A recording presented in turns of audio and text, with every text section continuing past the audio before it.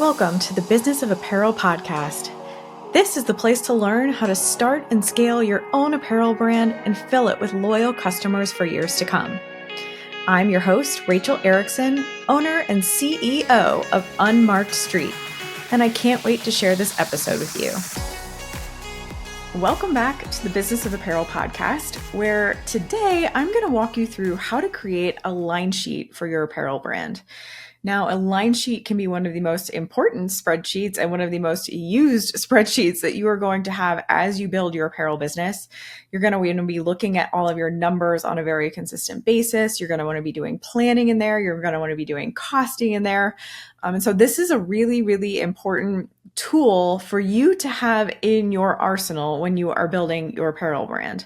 So today I'm going to do a little bit of a screen share. If you are listening on your favorite listening platform, you might want to bookmark this episode at some point and come over to YouTube where you can actually watch it with the screen share, because I'm going to walk you through my initial line planning worksheet that we actually use here at Unmarked Street with our clients, whether those clients are just starting out and making no money yet and we're just doing planning, versus some clients that we have who are $16 million brands and we're actually using this exact same spreadsheet with them to do costing scenarios and be doing all of their planning, all of their forecasting, working with their factories, assessing their margins, and all of those really, really important things when we work with them on the product development side of the business. So I'm going to go ahead and do a little bit of a screen share here. And when you do hop over here to YouTube to watch the screen share and to be able to kind of see all of this in action, I would love for you to like and subscribe while you're over here. We'd love for you to subscribe to our channel so that you can get access to all of our podcast episode and all of our Money Monday episodes, plus the backlog of our vlog, The Cutting Edge Leadership in Apparel Development, where we had done quite a few educational tutorials through that series for a couple of years. And so there's a lot of great stuff over here on our YouTube channel, and we are trying to grow it. So we'd love for you to come over here, like, and subscribe. Okay, so this is our initial line planning template, and you can see that it's actually, if you're over here watching the screen share, you can see that it's called Gift, the Business of Apparel Line Planning Template.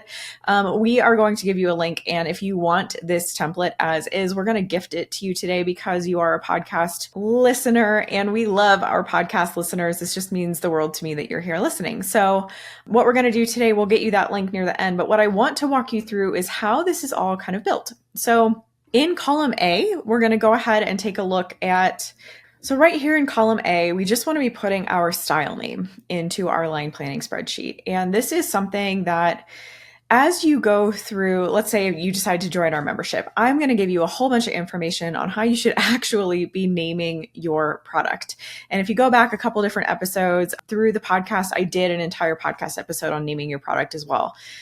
When you are building your line planning template, if you are just starting out, we don't expect you to know the exact name that you're going to put on your product when it comes to production. Like, what is the exact name that I'm putting on my hang tags, that I'm putting on my website?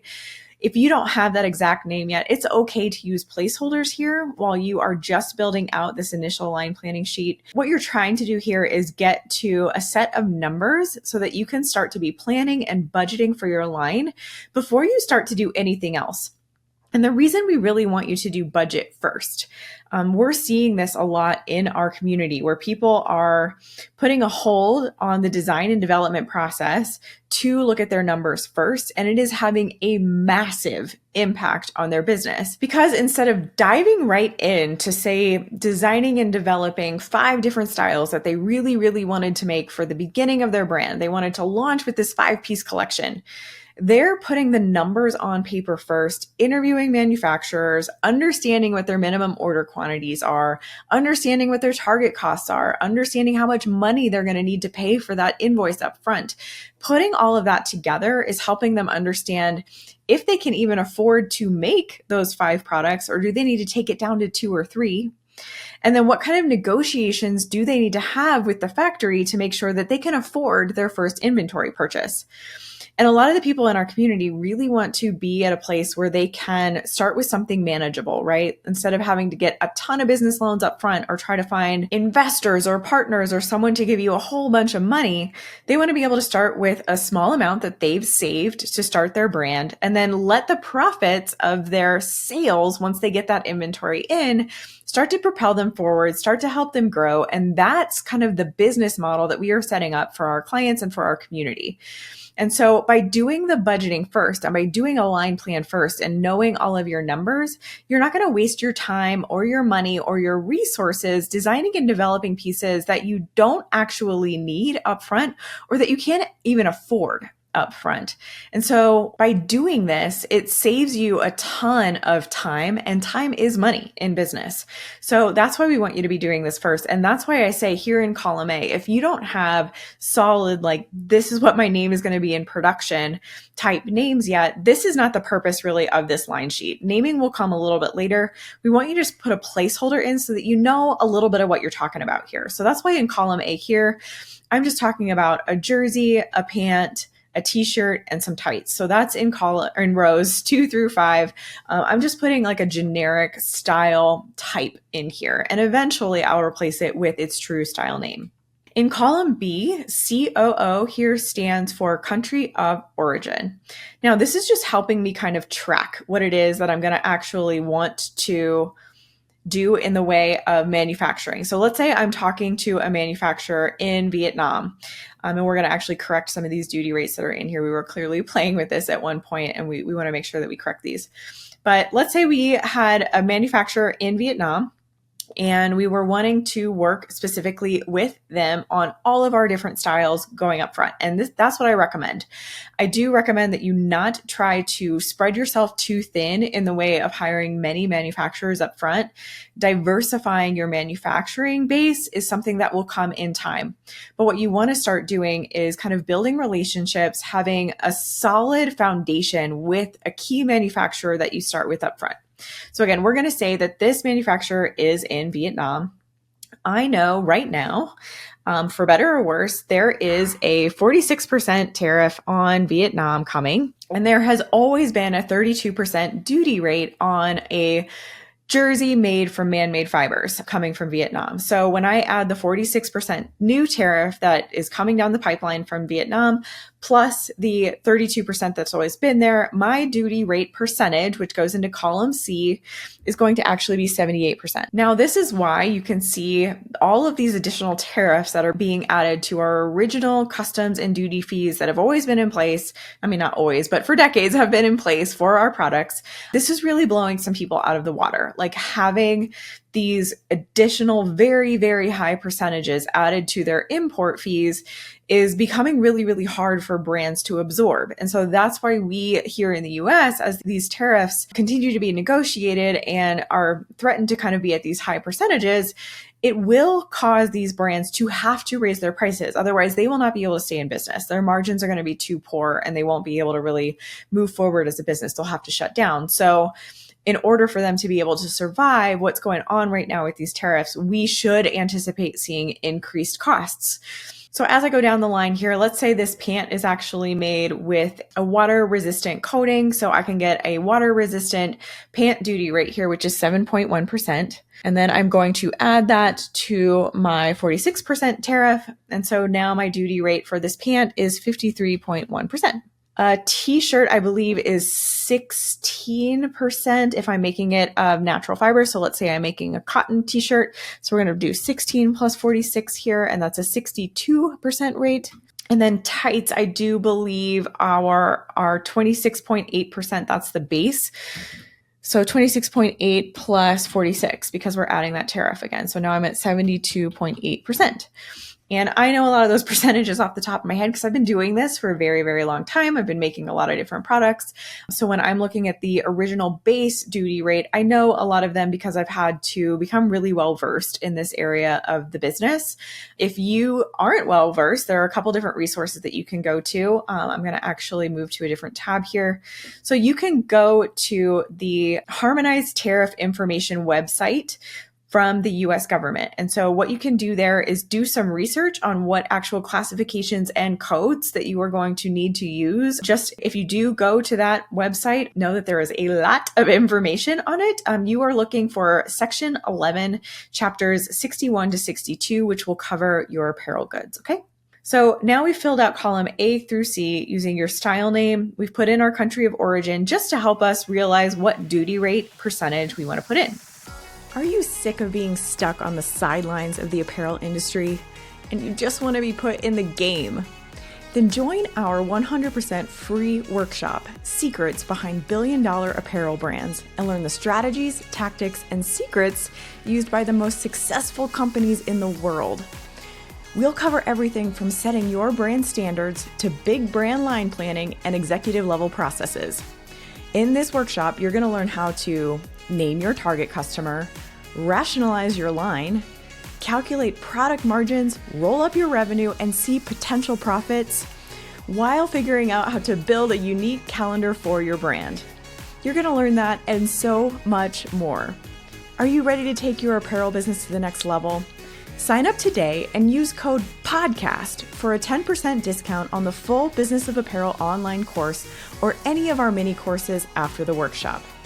Visit www.thebusinessofapparel.com/secrets to register. Don't miss out. So in our template here, if you decide to download this as your gift, once we give you the link, you're going to see that the cells and the columns highlighted in gray are going to already have formulas in them. So we've put the formulas in there for you. The ones in white are the ones that you're going to be able to manipulate and change and play with. So when you put in your duty rate here, and your unit cost. I'm going to jump all the way over here to column F. Column F is your unit cost from your factory. Now, what's really, really tricky about unit cost in this spreadsheet is that you want to include everything included in a single unit that you're going to be selling. So what do I mean by that? I mean, if you're selling this t-shirt, for example, and your factory is only giving you a CMT quote, which is cut, make, trim. So they're going to only give you a quote for what it costs them to cut your fabrics, make your garment, and provide a few trims. Like usually they'll provide threads for you, for example. What you're going to want to do is also add in any labels or any heat transfers or any logos that you want to add to that heat transfer. Are they giving you a cost? Let's say you're screen printing that t-shirt. Are they giving you a cost for that, or do you need to add it on top of it? What you want to try to do is capture the total amount that it's going to cost you to make a single unit and put that in column F. So that's really important for you to know, so that when you put into column F, all of these other calculations are going to be based off of that amount. So in column F, for example, for this t-shirt, we're saying that we hope we can get this t-shirt for $7 from wherever we're manufacturing it. Then in column D, the formulas are already in here. So based on the 62% duty rate that we already put into column C, that's going to tell us that we're going to multiply that duty rate percentage. So in column D, if you're building your own spreadsheet and you're watching this screenshot here, we're taking our duty rate percentage times our unit cost to get the dollars and cents, like how much exactly am I going to pay to import this unit into the United States so that it can come to my warehouse and I can sell it. So those percentages are already going to be in this template for you. But if you're building your own, which is what we're doing here today, showing you how to build your own, all you want to do is put a formula in this column that says multiply this percentage by my unit cost. And that's going to be your importing fees. So that's in column D. Then in column E, we're going to go ahead and put in here a shipping total. Now, my template has a really, really ridiculous shipping total in here. Over the last several years, we saw some crazy shipping costs happening. And at one point, when we started sharing this spreadsheet with people, we were finding that shipping was as high as half of your unit cost. And that is really, really terrible. I'm not going to lie. If you're paying FedEx or DHL or your logistics manager to get something onto a boat for you or something onto an airplane for you, to get it over to you, to get it over from your manufacturer to your facility, if you're paying that much, that is definitely going to be worst case scenario. Now, I like to do worst case scenario costing because if I can make my percentages work with the worst possible scenario that is in this spreadsheet, I know that when it improves and I can actually put better realistic numbers in here, I'm just going to be better off. My margin percentages are actually going to go up when I actually can take out this worst case scenario. So if you want, you can leave this in here in column E, where your shipping total is half of your unit cost. But please know that this is probably very unrealistic. What we're actually doing right now with some of our clients, let's say we're shipping overseas from Asia to the United States. goods. We're putting in about $2 per unit for something like that. So if we were importing from Vietnam, we're putting about $2 per unit in as the shipping total. And we're hoping that that's going to be a lot more accurate. Again, if you want to do worst case scenario costing, you can leave the formula in there. If you don't want to, you can kind of understand what shipping costs are at the moment and try to overwrite this information and put it in here however you want. If you have accurate information on your actual shipping costs, because maybe you've been doing this for a while, you want to put those in here. You don't want to be using incorrect costing as much as possible. You want to be as accurate as possible. So now you've got columns A through F all filled out based on what your unit cost was, what your duty percentages were. All of that is calculating out for you. Then in column G, again, this is going to add everything up for you. So you're going to get basically 3 or 4 different invoices. You're going to get an invoice for column F, which is going to be your unit cost. Now, this is coming from your factory. Your factory is going to bill you per unit. You're then going to get an invoice for shipping. So let's say you're shipping with FedEx. FedEx is going to send you an invoice for shipping those goods. Then you're going to get either 1 or 2. We're unsure whether you're getting billed separately by the customs department right now for original duty rates plus the new tariff, or if it's all on one bill. So we're kind of doing some research on that. But you will get either 1 or 2 additional bills then from the US government, the customs department, to pay your importing fees.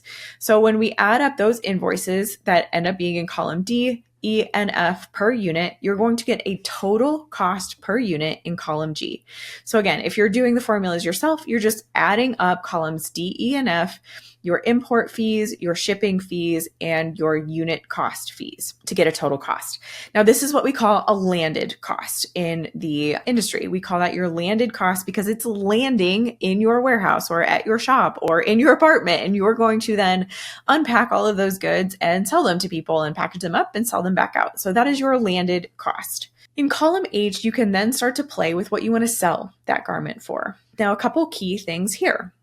If you are selling direct to consumer, so let's say you have a website or you have a brick and mortar store and you're selling directly to the customer, you want to put in that cost in column H. And that is going to give you the highest percentage margin because what the customer is paying, the profits all come directly back to you. You're not paying any middlemen, right? They're paying you the money. It goes right into your bank account. Now, if you are doing wholesale pricing, what you want to put in here is the price that you plan to sell to your wholesaler. And ideally, you want to do a 50-50 split with your wholesaler. So let's say you're making a dress, you want to sell that dress to Macy's, and then Macy's is going to sell it to the customer. You want to, let's say your dress costs $25. You want to try to sell that cost to Macy's for $50 so that they can then sell it to the customer for $100. And those would be really healthy margin percentages that would get you a 50-50 split, and both of you would be making 50% margin points, which would be really good in the way of wholesale. If you want to be doing split, so let's say you want to be doing some direct to consumer, some wholesale, I really recommend that when you're building your line planning spreadsheet, you have a separate line for each so that you can put into your units to buy how many are actually going to go to wholesale and how many you're going to be reserving for direct to consumer. So when you are doing that, you would have maybe 2 separate lines for this jersey, for example, one for wholesale, one for direct to consumer.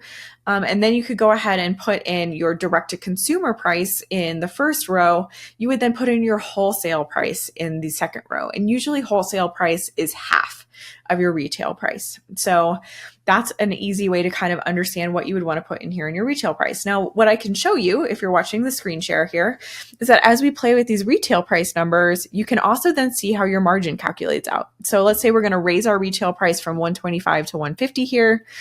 All of a sudden our margin percentage went up. So let's look at it again. At 125, my margin percentage was 62.8%.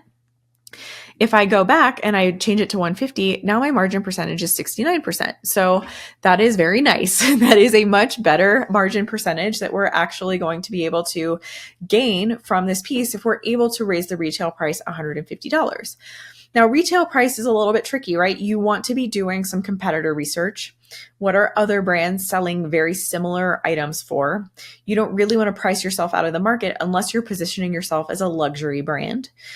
You don't necessarily want to undercut yourself either. You don't want to be down at like $50 for this piece because a 7% margin means that you're losing money on this piece. Once you include the time that it takes for you and a team to actually build that piece, the money that it takes to market that piece, hiring someone to put it up on your website, 7% is not going to actually be a profit for you.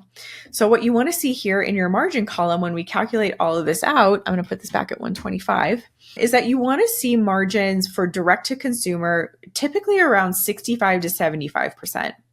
If you're splitting your business between direct to consumer and wholesale, you want your direct to consumer margin to be 75% because that's how the math works.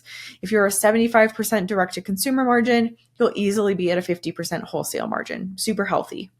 So those are the goals that we really want to see you hitting. Now, if you're direct to consumer only and you're not planning on doing wholesale right away, maybe you're taking a hit on margin right up front because you can only order a few units for now, and you don't actually want to be concerned so much with like a really high upfront cost.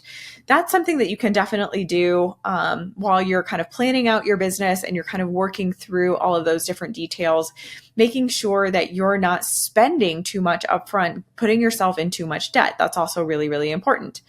So what we want to do is make sure that you're getting somewhere around the 60% margin, 55 if you're like really, really stretching it, you're willing to take a little bit of a short margin just to get yourself going.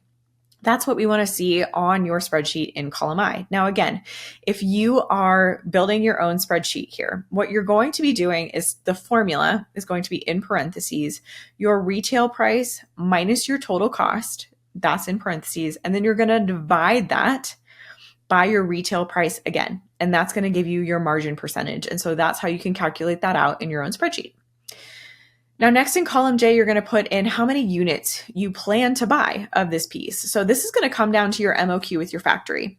If your factory told you that you have to buy 1,000 units of each piece to be able to do business with them, you need to put 1,000 units in each of these rows to understand whether or not you can afford to do it. And this is where we're seeing a lot of wins in our community right now, because as people put in that MOQ number and they realize, oh my goodness, based on these costs, based on the total cost of each unit, how many units I actually have to buy, and the total cost in column K that is going to roll all of this up, I don't have $133,000 to spend on this first inventory purchase. So now we're making key decisions saying, maybe I'm not going to make all 4 of these pieces. Maybe it's just important for me to make the pant and the t-shirt at first. So I'm going to zero out the jersey. I'm going to zero out the tights. Okay, I've actually saved $60,000 to spend up front. I can absolutely spend this $53,000, and that is much more manageable for me. So this is why always, we want you to be running your numbers first because of this exact scenario. We want you to be paying attention to this total cost at the bottom of column K to understand if you even have that amount of money. And if you don't have that amount of money, I don't want you to be spending it. So if you promise to spend a certain amount of money with your manufacturer and you're lying to them, like let's say you do go ahead and you place an order for 1,000 units of all 4 of these pieces. And you tell them, okay, I'm committing to sending you $133,000 for all of these pieces to come to me. You are making a promise that you cannot keep, and you are damaging your relationship with that manufacturer almost immediately. So instead of building a good positive relationship with that manufacturer, which you are very much going to need over time, you are going to be building a huge risk into the beginning of your business, which we don't want to see. We would rather you start slow and grow, because let's say you take these back down to 0 again, these units to buy. We're only going to now design and develop a pant and a t-shirt. Those are going to be our flagship pieces. This is what we're going to become famous for. These are the 2 pieces that everyone is going to want to buy from us. It only is going to cost us $53,000 to buy those pieces. And now when I look at, but what is it going to make me when I sell all of those units in column L? So now I'm looking at the gross revenue that I will make when I sell all of those units. And my profit down here in row 12, when I look at that, is $131,000. So now when you're thinking about that, right, I'm only $2,000 off from actually being able to make that next purchase order of 1,000 units of all 4 of these pieces, because I needed $133,000. And then when I sell all of those pieces in my second purchase order, now I've made a profit of $266,000. And then I can use a big portion of that to buy an even bigger inventory. And so you can see how a lot of this will compound over time. And this is really how people can bootstrap their businesses from the beginning without having to get a ton of business loans, without having to partner with anybody or get investors or go look for angels. This is the way that you can do it, but you have to be smart and you have to be willing to start a little bit slower than you might want. So last but not least, we do have a column over here that's a little bit hidden, I think, on the screen share. So let me see if I can get this shown for you. The minimum sale units that we're showing here in this column are actually how many units you need to be able to sell to break even. So this is helpful to you if you're just kind of looking into like, what is the worst case scenario? If I can only sell a few units of each, I can't sell all 1,000. What's it going to cost me, or how much time is it going to take me, or how many units do I need to sell to actually break even? And so that's another really important metric that you will want to know in your line planning spreadsheet. So this is our initial line planning template. You can go to thebusinessofapparel.com/gift, GIFT, and get yours for free so that you don't have to build it yourself. If you do want to build it yourself and you're watching this screen share, you've been able to see all of this information, and hopefully I've been able to give you all the right formulas and everything that you need to see in here. This is really important for you to have for your business. I really encourage you to come over and grab ours because it is going to save you a lot of time and headache. And a lot of times we find that people try to build them on their own and it's not actually using the right formulas, or maybe a mistake was made or something like that. So I'm going to stop screen sharing here. So do not hesitate to do this work as you're starting the foundation of your business. And if you've already been in business for years and you've been working on line plans and you're struggling with your money, grab this template and figure out how to make your budget work for you. Use the money that you have right now in your bank and figure out how to make that work for you as you move forward instead of continuously trying to keep yourself in debt. It is just not worth it. This is why we're seeing so many different brands close their doors. And we are here to say that it doesn't have to be that way. You do not have to shut down. You just need to be analyzing your numbers properly. And if you need help with that, we have a new annual membership that we are building up. It is growing. We are here for you. We want you to hire us, bring us on as your board of advisors, doing all of this work right alongside you inside your business, making sure that you get all the information that you need, all of the help that you need at a cost that makes minimum wage look expensive. Like that's the program that we're trying to build. We want this to be accessible to you. We want it to be a no-brainer for you to come in and bring us on, join our community. Don't just get help from us, but also get help from your peers. We had an amazing meeting the other week where I barely even spoke during the entire group coaching call because everybody was sharing different manufacturing information with each other. Here's a phone number for a guy that I love who's making this kind of fabric for me. Here's the website that you can check out if you're looking for manufacturers. Here's where I've been going. This is who I've been talking to. This is how I've been negotiating. It was so amazing to just have everybody in the room helping each other grow and scale and understand what they needed to get to the next level. And that is what we want for you too. So if you're interested in joining, you can go to thebusinessofapparel.com/course. It'll give you a little bit of information about the curriculum that we are also including in this membership. And then you can check out the pricing by clicking on any of the buttons that are on that page. Within the membership, we take this spreadsheet to a whole new level. There is a lot of other information that you can be tracking. We're going to talk all about forecasting. How do you get your forecast units into a spreadsheet like this? How do you compare target costs to actual costs? And then how do you not just do a margin for your units, but how do you also do a weighted business margin, which can be really important for you to be able to roll up your weighted business margin and understand if your business is healthy. So those are all things that we are also adding in the curriculum, in the membership. We would love to have you join us. If you have any questions, you can always add them to the YouTube comment section below. We are always love to hear from our community. If you liked this episode and you want to share it with somebody, please do so. And we love it when you leave us a review. So thank you so much for being here with us today. I'll see you next week.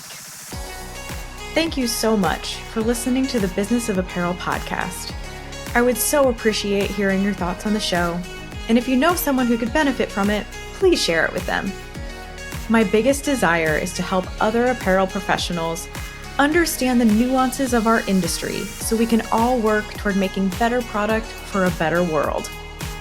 If you would like to connect further, I'd love to invite you to send me a message through my website, thebusinessofapparel.com, where I do weekly trainings through my YouTube video channel, a weekly newsletter, blog articles, and so many more resources to help you start and scale a profitable apparel brand.